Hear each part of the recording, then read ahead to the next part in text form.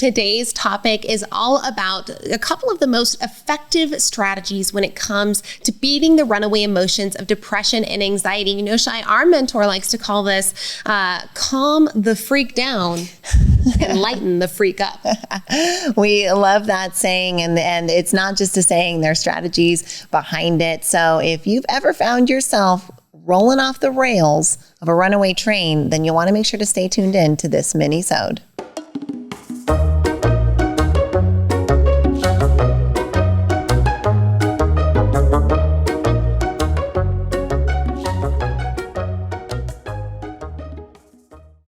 We're talking leadership this week, and one of the organizations we are so proud to be at the helm of is the Neuroencoding Institute. We got to co-found the Neuroencoding Institute alongside Dr. Joseph McClendon III, amazing world-renowned neuropsychologist and incredible mentor and teacher. If you're at all interested in learning more about what the Neuroencoding Institute does and what it can do for you, please visit neuroencoding.com.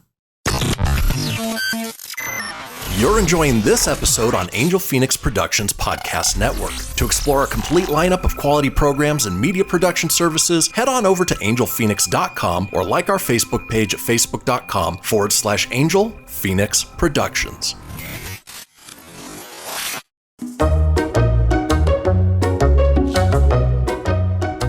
Okay, how can we not sing Rolling Up the Rails on the Crazy Train? Oh, yeah. Runaway negative emotion train.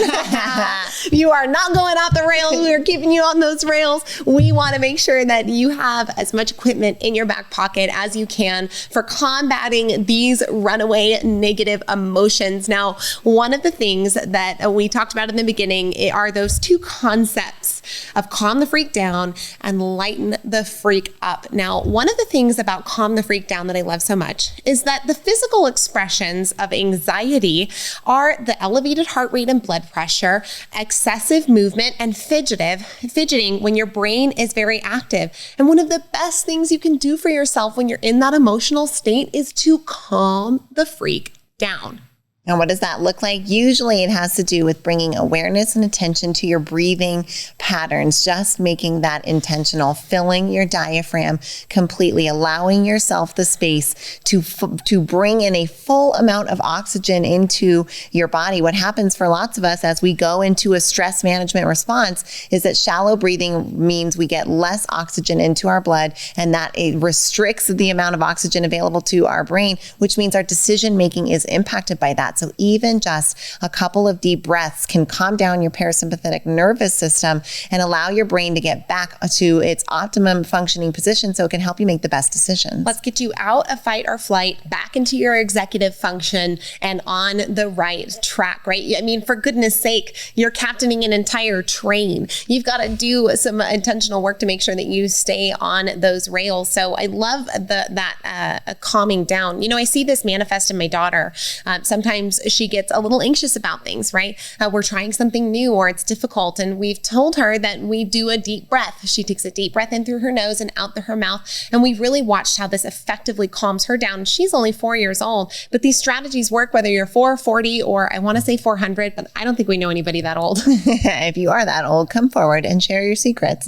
But the second half of that formula is calm the freak down and then lighten the freak up. So what does that mean? It means redirect your mental narrative. It means put yourself in a place where you can now start replacing the negative thoughts with constructive thoughts, with positive thoughts, with, if at least bare minimum, neutral thoughts, right? This whole idea of like, maybe you could just start thinking about baseball or the Christmases of Christmas past or something else that's just neutral that will redirect your level of focus and awareness away from the emotion that is starting to gain momentum down that track. Well, if we think about lighten the freak up, let's just also think about those 3 P's of depression, right? It's personal, it's pervasive, it's permanent. Now that's really heavy. That sounds really freaking heavy. It's all so personal, it's all pervasive, it's, so it's permanent. If we look at these things and we start to examine them, one tactic that you can use to help yourself lighten up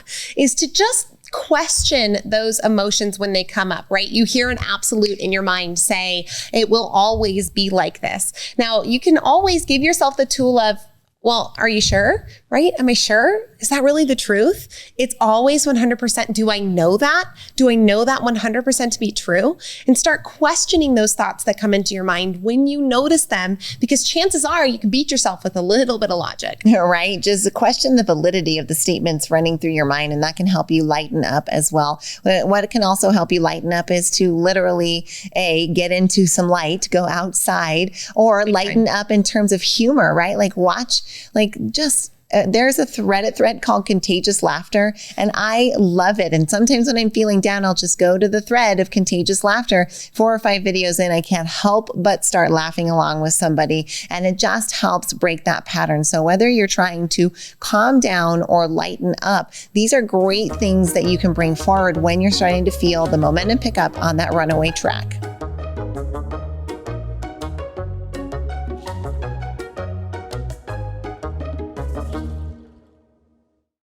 This podcast was a production of Angel Phoenix Productions.